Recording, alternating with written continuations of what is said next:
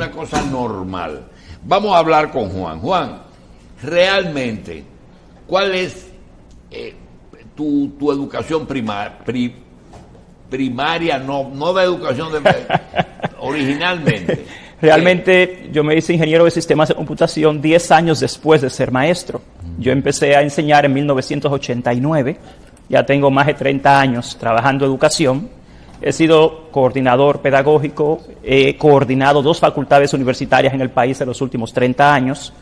Soy director del St. Lawrence International School, que es un colegio bilingüe internacional. Soy acreditador internacional certificado de sistemas educativos. Me ha tocado evaluar en Latinoamérica muchos centros de los más modernos de la región de Latinoamérica, porque el trabajo que hago también es de acreditación y evaluación.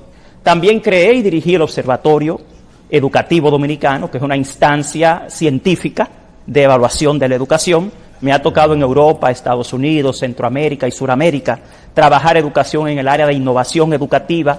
Llevo 13 años formando docentes a través del INAFOCAN que usted refirió en toda la República Dominicana, y también me ha tocado hacer investigación para instituciones como el Banco Mundial. Por ejemplo, hace 2 años yo evalué más de 900 escuelas en la República Dominicana para el Banco Mundial y el Ministerio de Educación. Bien. Podemos yo quisiera como hacer primero unas definiciones para que nuestra gente nos entienda bien. No estamos hablando para docentes, estamos hablando para el público.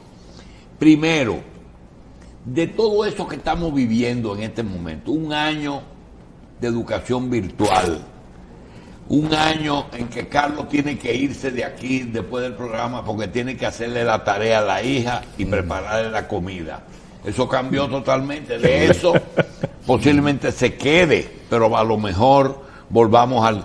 ¿De qué usted cree, profesor, que va a quedarse y qué se va a ir?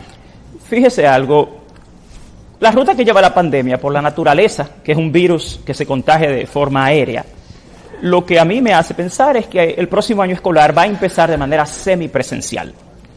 O sea, la educación es una ciencia, al igual que la medicina, y todo es calculable y predecible. Bien. ¿Qué digo con esto? El próximo año escolar comienza en septiembre. No hay forma de que de aquí a septiembre se vaya el virus. Entonces, vamos a tener que empezar y continuar las clases semipresenciales, por lo menos durante el resto de este año.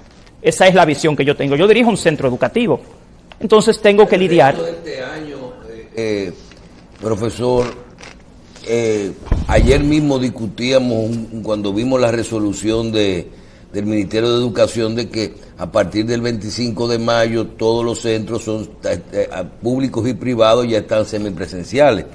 Y yo decía, pero ¿hasta cuándo que están las clases?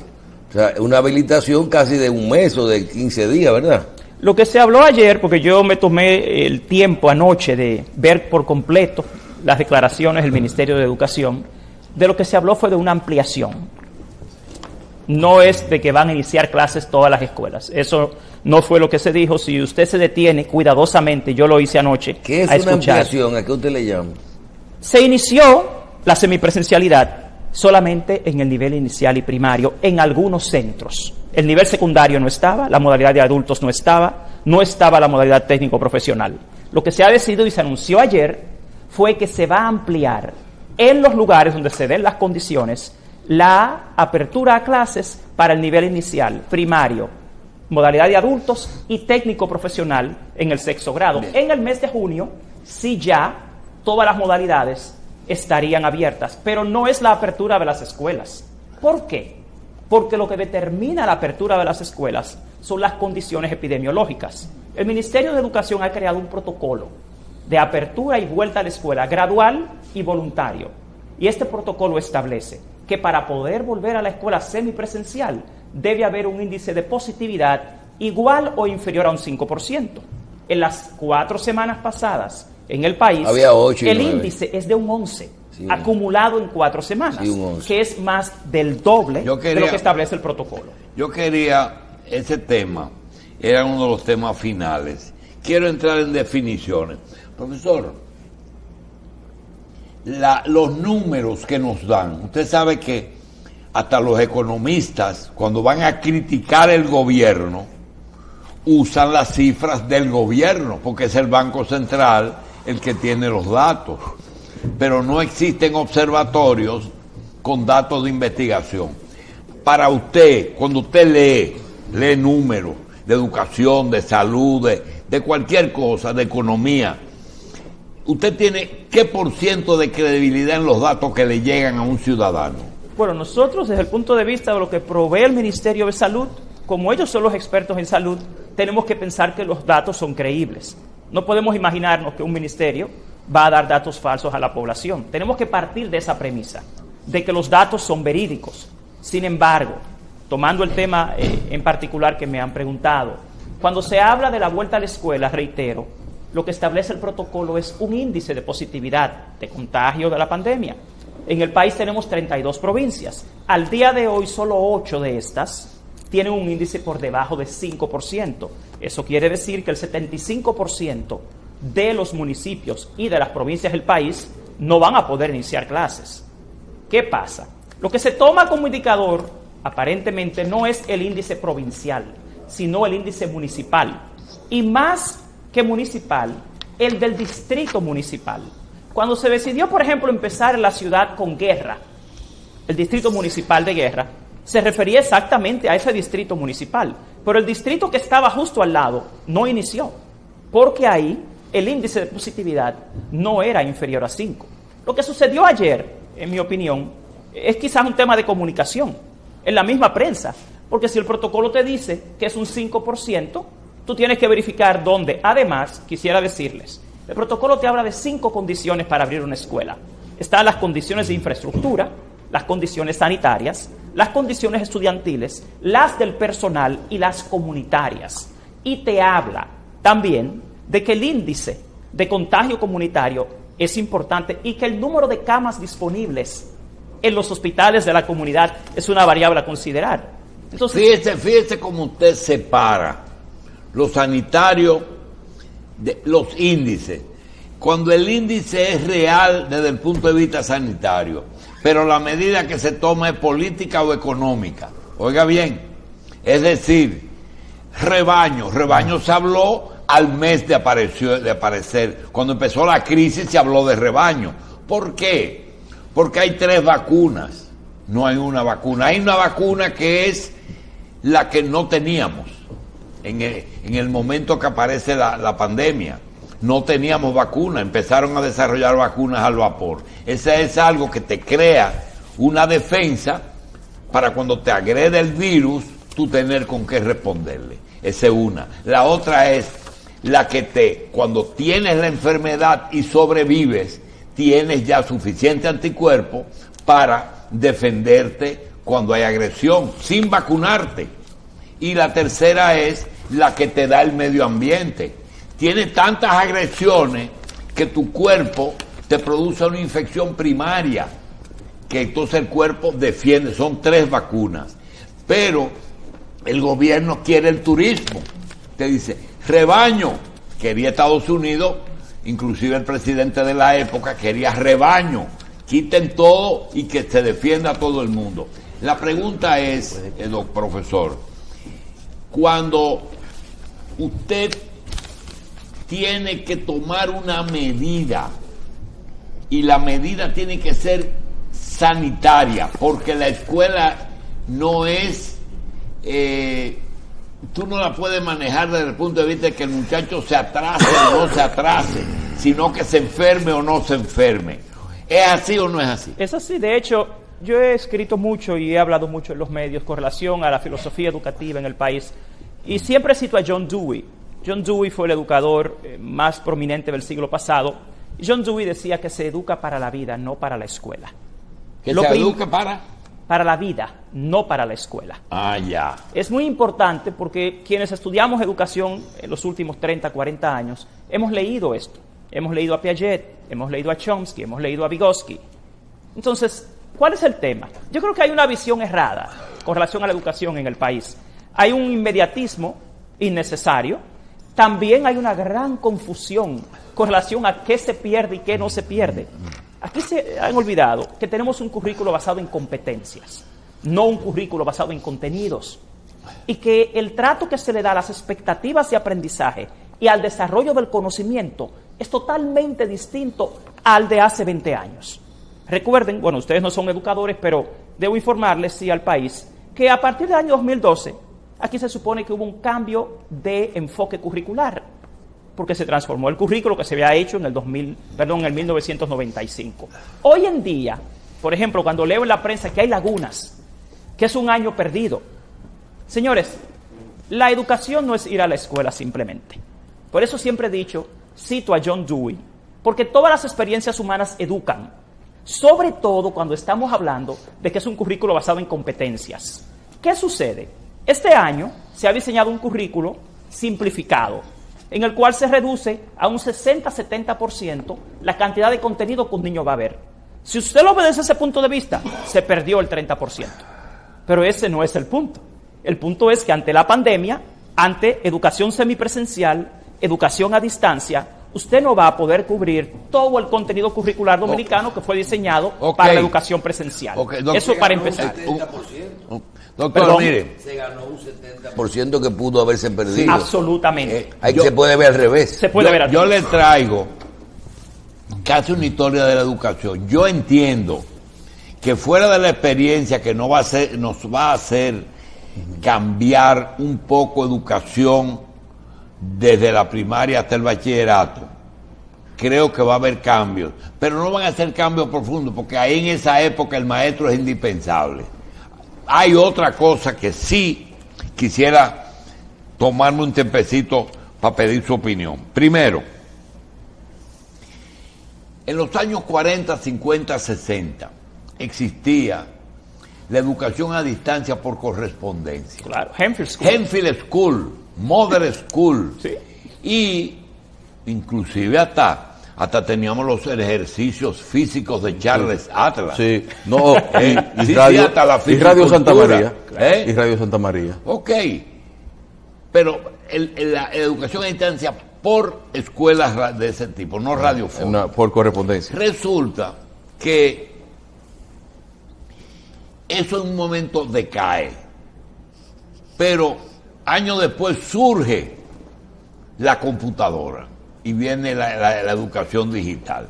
Yo le quiero meter en el área universitaria y preguntarle lo siguiente. Cuando usted habla de la Escuela de Derecho de Harvard, cuando usted habla de la Escuela de Medicina de Johns Hopkins, cuando usted habla de Francia, de la principal universidad de París, la Sorbona, o en Londres, Cambridge, Oxford. ¿Cuál es lo ideal? Ir a estudiar allá. Sí, pero tienen una capacidad limitada. Pero ellos se inventaron los acuerdos. Y yo le pregunto, ¿qué diferencia o qué se puede obtener de esa sapiencia, de ese centro de pensamiento donde todo es investigación, los gobiernos se llevan de los números que ellos dan? Ahora mismo quien te da los números mundiales es una universidad. Pregunto, si yo hago un acuerdo, o si la Universidad OIM hace un acuerdo con Harvard y pone una universidad aquí, que está ocurriendo eso en medicina, pero vámonos a un nivel un poquito más elemental. La de España, Salamanca hace un acuerdo con OIM y dicen, vamos a hacer cursos no por correspondencia, por lo que usted es especialista. ¿Es posible que yo traiga esa universidad por vía digital aquí? 100%. Existe hace 20 años. La pregunta. 100%. Yo sé que sí. 100%, 100%. O 50 o 60%. No, 100%. ¿Y el profesor? Bueno, usted está hablando de traer la universidad. Usted tiene una universidad a distancia. Esto implica que yo, por ejemplo, puedo dar clases ahora a Rusia, a una universidad rusa, porque esa es la red que está. Realmente, el tema de educación a distancia lo que elimina es la necesidad de la presencialidad. Sin embargo, porque esa es mi especialidad, lo que mucha gente no entiende es que la naturaleza del aprendizaje en el ser humano no ha cambiado en los últimos 1000 años. Entonces, todos los estudios sobre tecnología educativa, le voy a poner un ejemplo famoso en Latinoamérica, el programa Una Laptop por Niño.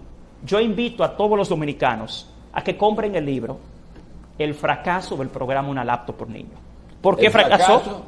Del programa Una Laptop por Niño. Ajá. Y que compren el libro Inclusión Digital, que así se llama, que están todas las investigaciones sobre el fracaso del uso de la tecnología en Latinoamérica para mejorar el aprendizaje. ¿Por qué? Porque el punto no está en el dispositivo. Comprar 500,000 tabletas, comprar 1 millón de laptops, en términos didácticos, pedagógicos, es equivalente a comprar un lápiz. Es un medio para el aprendizaje y la enseñanza en términos de desarrollo cognitivo.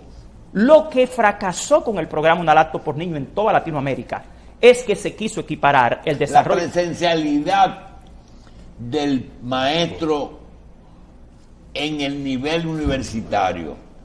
Usted dice que un 100% es posible porque los dos manejan la tecnología. Y usted tiene los que dos lo manejan. No es así de lo que usted me está diciendo de la laptop. No, es muy Soltarle distinto. a un niño un lápiz sin el maestro no es nada. Y sin contenido, Sí, y sin procesos, y sin control de calidad, y sin feedback. ¿Y ¿Qué sucede? ¿Hasta dónde el maestro es necesario a nivel universitario? Fíjese lo que sucede, doctor.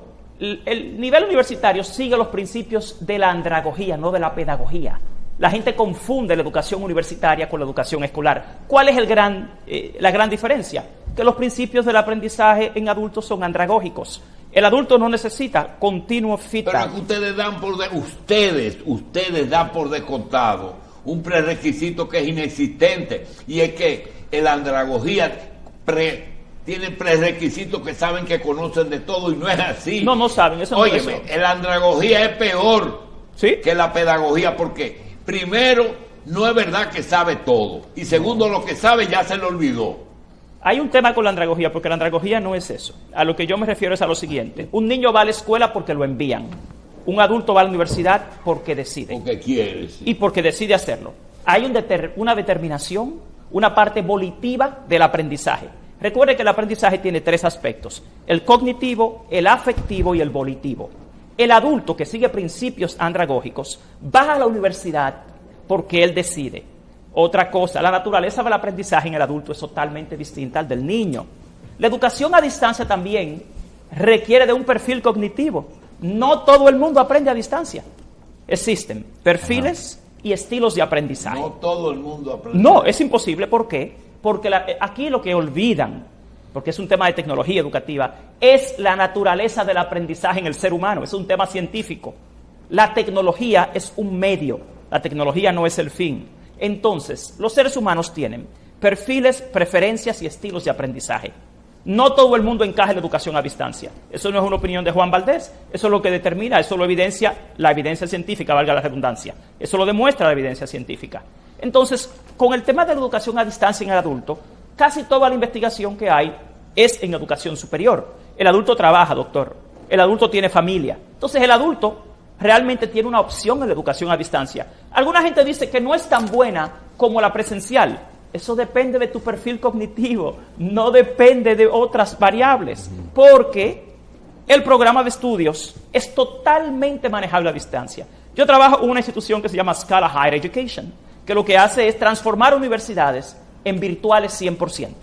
Y hay indicadores, por ejemplo, de feedback, de motivación, de control de deserción, de control de calidad. Que las universidades no lo estén haciendo así es otra cosa, pero Harvard, que usted menciona, la Sorbona, que usted menciona, esas universidades tienen controles de calidad en la educación a distancia, que se dan cuenta si hoy usted hizo o no hizo un trabajo, se dan cuenta de la cantidad de tiempo que usted dedicó y tienen algoritmos para dar seguimiento hasta el nivel de interés que tiene una persona que está en una asignatura. Y esos algoritmos disparan controles de calidad que las universidades que tienen nivel utilizan para dar seguimiento, para dar apoyo y para controles de calidad en el aprendizaje. La educación a distancia es una ciencia compleja, pero no se basa en la tecnología, lo quiero aclarar. se basa en la naturaleza del aprendizaje en el ser humano, que es lo que todo el mundo olvida, creyendo que comprar equipos es la solución. Señores, una computadora o una tableta es un lápiz, es un cuaderno. Eso requiere contenidos, eso requiere procesos de control de calidad, eso requiere seguimiento, eso requiere formación docente. Entonces, todos esos juntos son los que pueden producir una educación de calidad. Bien, vamos a hacer una pausa con el profesor Juan Valdés y volvemos un momentito.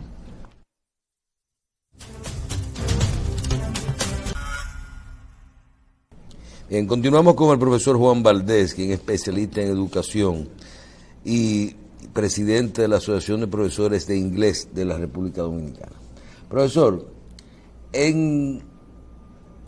recuerdo hace unos años que veía las clases de mis hijos, que estaban todo el ciclo, el colegio, las universidades, las maestrías, hasta donde llegaron, y yo veo que en los últimos 8 años, tal vez, 9 hacia atrás, siempre desde el colegio hasta las universidades y las maestrías nacionales e internacionales, veía que siempre había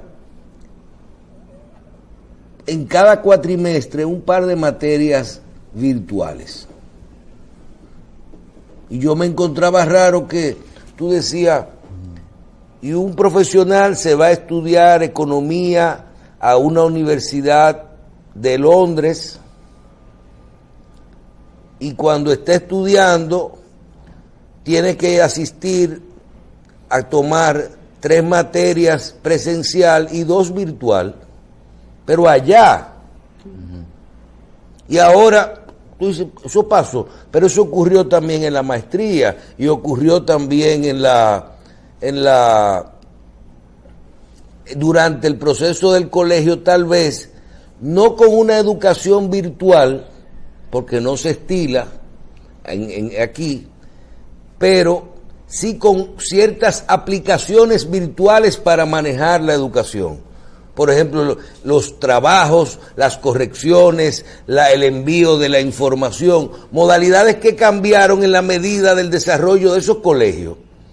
Si los colegios estaban bien desarrollados, tú veías pizarras totalmente digitales, tú veías todo el mundo con su computadora, todos los trabajos se envían digitales, se acabaron las impresiones, hasta donde los profesores quisieran.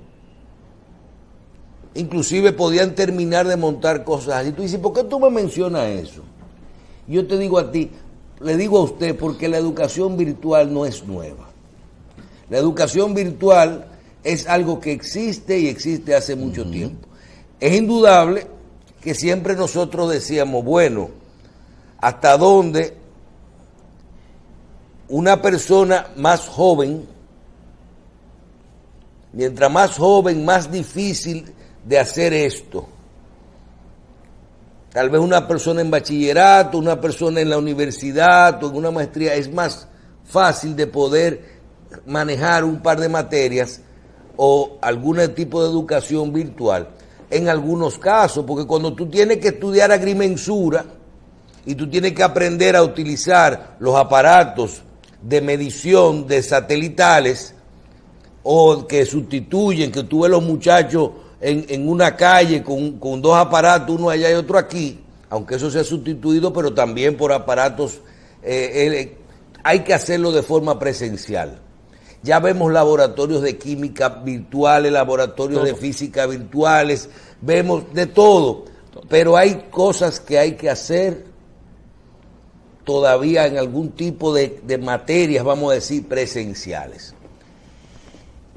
Caímos en la pandemia, se puso de moda la educación presencial y vamos a decir que se estandarizó y va hacia abajo. Usted que es profesor de un colegio en República Dominicana sabrá dónde estuvimos más afectados. Yo le digo a usted, aquí donde peor, más deserción hubo fue en los preescolares, porque a nadie se le ocurrió dejar durante el proceso más fuerte de la pandemia, que fueron los primeros 6 meses, de marzo del año pasado a septiembre, a nadie se le ocurrió dejar a un muchacho pagándole un colegio para tenerlo sentado un niño de 3 años en una computadora. Y usted ve que la decepción ahí fue inmensa.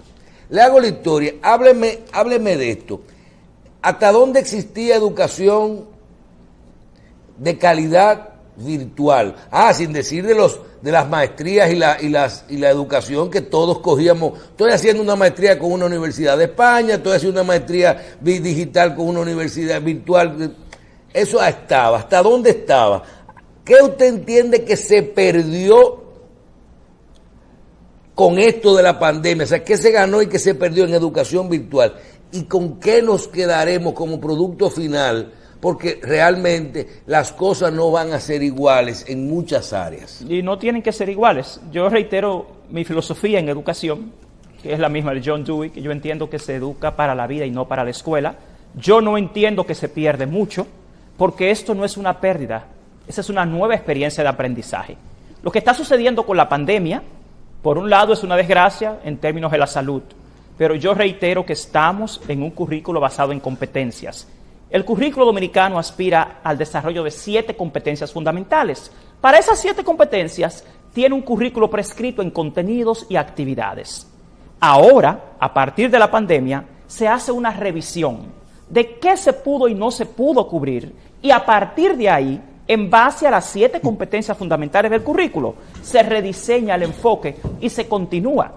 Lo que se ha perdido, señores, es el contenido, esencialmente, que no se pudo cubrir, pero se ha aprendido también. Eso mismo que usted dice, de que a partir de ahora, forzosamente, nos hemos visto en la necesidad de entrar en experiencias virtuales y a distancia, también es una experiencia de aprendizaje. Y todo lo que no se ha podido cubrir se puede recuperar en términos de competencias. No estoy hablando de contenidos. Quiero hacer una referencia a algo que usted mencionó, que es la palabra deserción. Yo dirijo un colegio bilingüe internacional y de los grados del nivel inicial, yo tengo 3 grados a distancia, trabajando totalmente a distancia. ¿Qué sucede? Que la palabra deserción tiene pero dos... usted tiene tercero, cuarto y quinto. Usted tiene preprimario. No, estoy hablando de inicial. Usted puede trabajar. Lo que sucede es que no lo va a hacer igual que con una educación presencial. Ahora, la palabra deserción que usted acaba de utilizar y que mucha gente utiliza en los medios de comunicación. De hecho, escuché a una institución del empresariado alarmada, supuestamente por el alto nivel de deserción que ha habido en la pandemia. Aquí nadie puede hablar de deserción. ¿Y de qué se habla? De suspensión, porque hay deserción permanente, que es la única que existe como deserción, y deserción temporal. Ahora, nadie puede hablar de que el nivel de deserción de la escuela dominicana es altísimo, porque esto no es deserción. Cuando usted habla del nivel inicial, por la edad del niño, los padres no lo pusieron en la escuela ahora, eso no es deserción. La deserción se mide cuando es permanente, que es un factor que aquí no están entendiendo. Eso es lo que se llama una situación de causa mayor. Deserción es cuando el niño se ve forzado a dejar definitivamente la escuela. ¿Quién ha dicho que los niños la van a dejar definitivamente? ¿Dónde está el indicador, la investigación que demuestra que un niño que ahora no se inscribió en el nivel inicial no va a volver el año próximo? Porque es que utilizan términos que científicamente no tienen rigor. Yo reitero, la deserción per se es el abandono permanente de la escuela. Una deserción temporal no puede ser medida como deserción y calificada así. Otro dato que le voy a dar. Hace unos años en el país, la deserción en este país en el nivel primario era de 2.4% del total de la matrícula y la deserción en el nivel secundario era de 7.6%. Usted está hablando de una deserción promedio de 4.5%. Cuando usted compara los 2.7 millones de estudiantes de este país y los multiplica por ese 4.5%, cuando me hablan a mí de que 20,000 niños han abandonado la escuela, señores, eso es menos del 1% de la matrícula de este país. Y yo no lo puedo llamar deserción, yo lo llamo abandono temporal. ¿Qué se ganó para usted durante este proceso de aplicar la educación virtual durante la pandemia? ¿Y con qué nos quedamos? Se evidencia la importancia y la necesidad de la tecnología en el aprendizaje. Se ha ganado eso. También, por fin, tenemos mayores equipos tecnológicos, ya los profesores no voy a decir que es el mejor enfoque de entrenamiento, pero ya los docentes han recibido más formación en el área de tecnología, que en mi opinión no es la formación más adecuada, porque quiero hacer sobre eso también un comentario. Lo que se le enseña a un profesor en términos de tecnología educativa es más el diseño instruccional que el uso de aplicaciones. En el país están cometiendo un error. Lo que han llamado formación en tecnología educativa es esencialmente enseñarles a usar aplicaciones y softwares para la educación a distancia o para dar clases. Eso no es tecnología educativa, eso es un aspecto. El aspecto más importante de la educación a distancia está siendo descuidado acá, que es entrenar a los docentes en lo que se denomina diseño instruccional, porque los procesos de aprendizaje en el ser humano, con o sin tecnología, son los mismos. La naturaleza del aprendizaje no difiere. El ser humano aprende de una forma específica. Lo que usted decía anteriormente de ir o no ir a la escuela, el modelo en el que se enmarca el currículo dominicano es el constructivismo. Es la escuela del aprendizaje. Por eso es que la presencialidad es insubstituible. La educación a distancia te puede dar ciertas experiencias, pero en el nivel escolar, la educación presencial es imprescindible. ¿Por qué? Por la naturaleza del aprendizaje en el ser humano. El ser humano aprende a través de experiencias significativas. Entonces, como le decía que no todo el mundo aprende a través de la educación a distancia, por su perfil cognitivo, por su estilo de aprendizaje y por sus preferencias de aprendizaje, la educación a distancia complementa la educación presencial, pero nunca la sustituye. Cuando yo digo que no se ha aprendido mucho, este es el punto de vista de la filosofía educativa, de que todas las experiencias humanas enseñan, y que sí, fíjese algo, doctor, quienes tienen que aprender de esto son más las autoridades, los docentes, los directivos del sistema educativo. ¿De qué vamos a sacar de esta experiencia para a partir del año próximo enriquecer el sistema educativo dominicano? Pero cuando me hablan a mí de deserción, creo que es algo escandaloso innecesariamente, porque no se cuenta con mediciones científicas que le diga a usted que ha habido un nivel de deserción escandaloso en el país. Abandonar la escuela por una pandemia no es deserción, porque usted no tiene evidencia de que esos niños nunca van a volver a la escuela, y eso sí es deserción. Y sí podemos aprender. Lo que yo sostengo es que si nos faltan 2 meses y medio para terminar el año escolar y ya estamos a 3 meses y medio de volver a la escuela, yo me enfocaría más en reforzar lo que tenemos en el sistema y mejorar algo muy importante, los controles de calidad, las clases a distancia, las clases en la radio, los cuadernillos, los procesos de control y seguimiento deben ser revisados, porque en términos de calidad pueden ser mejorados. Y yo recomendaría, yo tengo un programa los sábados de la mañana de radio y decía el sábado pasado, reflexionemos en la capacidad del sistema. Señores, durante los últimos 4 años, el Ministerio de Educación, en términos de calidad de la gestión, era el segundo peor ministerio de la República Dominicana. Si usted busca los indicadores del sistema de monitoreo de la administración pública que mide la gestión de los 23 ministerios del país, el Ministerio de Educación estaba durante 4 años entre el lugar 21, 22, 21, 20, 22. Entonces, viendo la capacidad de gestión que tiene el sistema en términos de calidad, yo recomendaría mejor enfocarse en preparar el próximo año escolar en términos de infraestructura, en términos de recursos para el aprendizaje, en términos de control de calidad y de entrega, que eso no es una tarea fácil. Dar clases por televisión no implica aprendizaje. Transmitir y presentar clases, no hay mediciones de los niveles de aprendizaje. Y yo como experto en la materia sí puedo decir que hay mucho que revisar en términos de calidad y del aprendizaje, que es posible, pero eso requiere controles de calidad y requiere sistemas de supervisión. La educación a distancia tiene indicadores, tiene recursos para usted monitorear la calidad, el impacto, el aprendizaje, el desempeño. Y yo pondría más esfuerzo en eso, porque en mi opinión técnica, y yo lo que doy es una opinión técnica, científica, el próximo año escolar va a tener que iniciar semipresencialmente, porque la pandemia no se va a ir en 3 meses. Eso implica que vamos a seguir con la mitad de los niños yendo 2 días a la semana y la otra mitad 2 días más. O sea que las clases por televisión, las clases por radio, las plataformas, van a tener que continuar por lo menos durante el resto de este año. Entonces, ese es el sistema que yo entiendo que hay que afinar, que hay que perfeccionar para que tengamos mejores resultados. Y se puede, pero yo insisto, es un currículo basado en competencias. En lo que estamos enfocados es en el desarrollo de 7 competencias fundamentales. Y si usted ajusta el contenido y las actividades del currículo, usted puede lograrlo. Pero eso requiere un trabajo científico y técnico, más que de otra naturaleza. Carlos. Bien, que precisamente en cuanto a lo que serían las perspectivas para un próximo año escolar, es decir, hay gente que dice, el año que viene, después que pase, la solución sería, o como mucha gente lo vislumbra, que se llegue hasta donde se llegue, todos los estudiantes durante estas circunstancias sean promovidos de curso, es decir, y que el próximo año los primeros meses sean de refuerzo.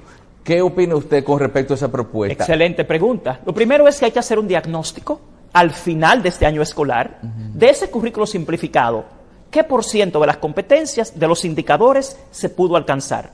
A partir de ese diagnóstico se crea lo que se llama un programa remedial. Usted lo puede enfocar desde el punto de vista de las competencias a adquirir en cada grado a partir del año próximo. Y se rediseña. Una característica que mucha gente olvidó en este país es lo que se llama el diseño curricular. Las bases del diseño curricular. El diseño curricular dominicano es flexible. El currículo no es una camisa de fuerza. No quiere decir que todos los contenidos y todas las actividades haya que darlas. Y que si no las das, perdiste el año escolar. Cuando yo escucho personas que no son expertas en educación diciendo en los medios, este fue un año escolar perdido, yo les pregunto, ¿qué se perdió? ¿Qué medición se ha hecho? Y segundo, ¿de qué grado usted me está hablando? Porque usted no me puede decir que un niño del nivel primario perdió cuando le quedan 8 años de escolaridad. Y el sistema tiene la capacidad, debe tenerla, de crear programas remediales.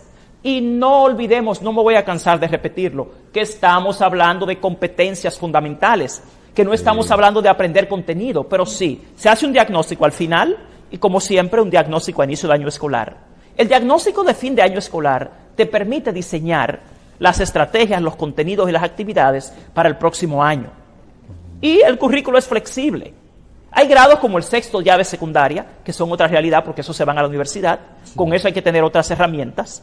Pero de 5º grado de secundaria hacia abajo, todo es salvable y todo es remediable. ¿Qué sí requiere? Rigor científico. Que es algo que lamentablemente acá no es muy común en el país, en educación. Yo insisto, como director del Observatorio Educativo, que la educación es una ciencia.